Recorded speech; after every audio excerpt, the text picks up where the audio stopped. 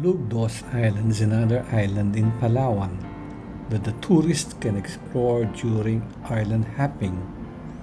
The island is 1.5 kilometers southeast of Malcapuya Island, or just about 10 minutes away. The main attraction of the island is the white sandbar during low tide that normally happens during the morning.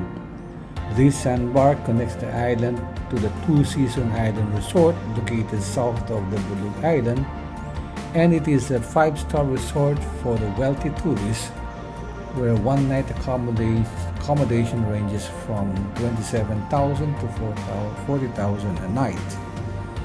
Bulugdos Island is a magnificent paradise for sun and relaxation. Tourists can simply want to chill out on the white fine sand or swim in the shallow clear waters. There is a small hill situated in the middle of the island where tourists can have a trek.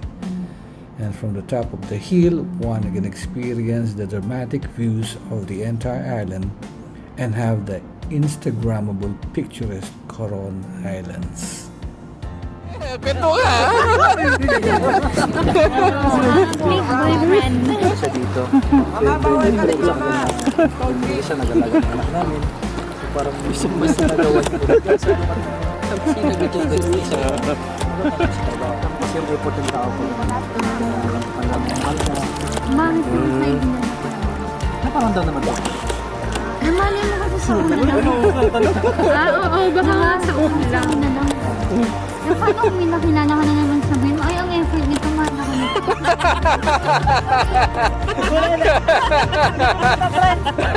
Banana Island is the third island we visited during a one-day of island hopping in Palawan. The island is just 500 meters south of West Bulug Island Resort.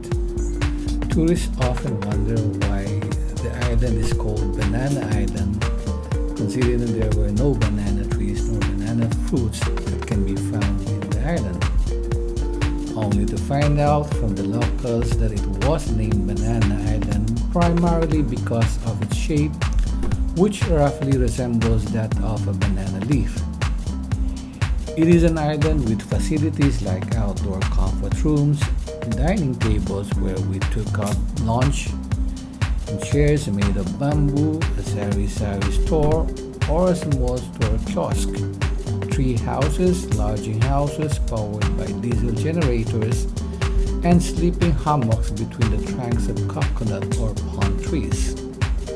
The swimming area of the island is relatively deeper compared to Malcapuya Island, but like all the islands in Palawan, the water is crystal clear, which is a magnificent snorkeling area to enjoy the variety of colorful ocean lives and a number of fish swimming around. The two beauties. Gusto ko yung The two smile. beauties. Gusto ko yung smile ni Jem na na. Ayos The intellectual Hello! and the former beauty queen. Maganda man actually.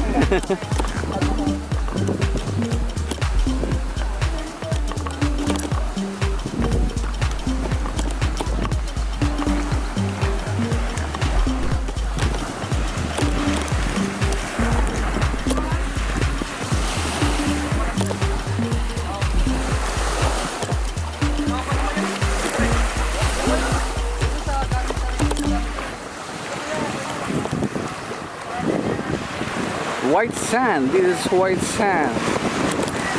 Just as powdery white sand as Boracay sand. We are here in Banana Island, Coron, Philippines. Nature, the last frontier.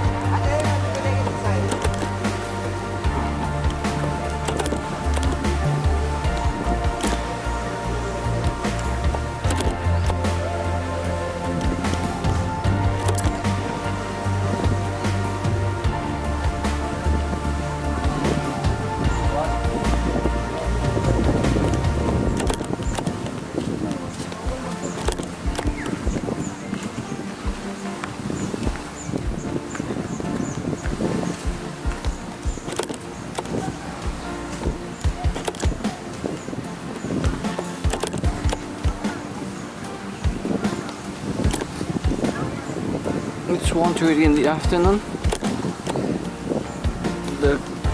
It's a bit cloudy.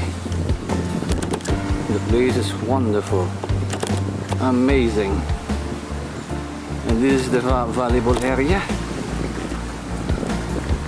And since it's just